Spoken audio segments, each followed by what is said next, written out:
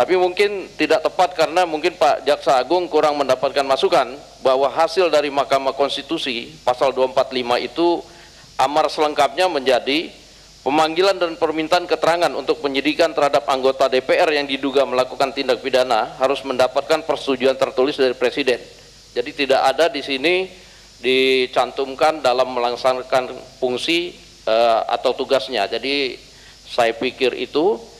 Kemudian yang kedua, yang tadi saya masuk supporting informasi itu adalah mungkin salah satu contoh perkara yang sedang ditangani oleh Kejaksaan Agung. Tadi seperti Pak Jaksa Agung dan Pak Akbar Faisal sudah sebutkan, ada soal tentang kasus mobil AIDS, di mana di situ dikatakan bahwa salah seorang mantan direktur utamanya telah dicekal.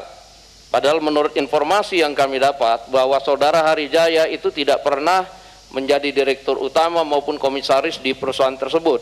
Sehingga kalau dicekal itu mungkin ya jadi suatu kesalahan dari Kejaksaan Agung dan pelanggaran HAM menurut saya. Jadi dari saya cuma itu, sekian dan terima kasih. Tadi pihak Kejaksaan Agung sudah menyampaikan ya bahwa sudah beberapa alat-alat bukti yang sudah didapatkan ya, termasuk rekaman ya, lalu kemudian invoice dan sebagainya.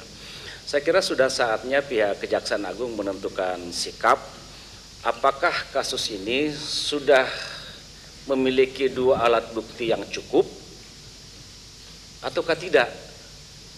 Karena tidak ada juga suatu kewajiban ya, katakanlah misalnya ketika Setia Novanto dipanggil oleh jajaran kejaksaan masih dalam proses lidik, itu menghadiri ya pemanggilan itu, kecuali ketika sudah ditingkatkan ke proses penyidikan.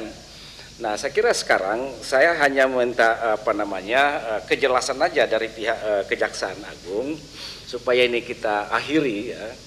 Dan Pak Jaksa Agung memberikan suatu ketegasan dalam forum rapat ini, apakah proses lidik yang selama ini dilakukan ya, dan ini sudah memakan waktu yang sudah cukup lama, sudah menemukan dua bukti permulaan yang cukup ataukah belum, kan begitu. Kalau misalnya memang ini sudah memiliki bukti permulaan yang cukup sesuai amanat KUHAP, segera ditingkatkan, tetapkan tersangkanya. Kalau memang belum memiliki dua alat bukti yang cukup, dihentikan supaya mengakhiri kegaduhan-kegaduhan yang berkembang selama ini. Saya kira itu konkret aja begitu bagi saya.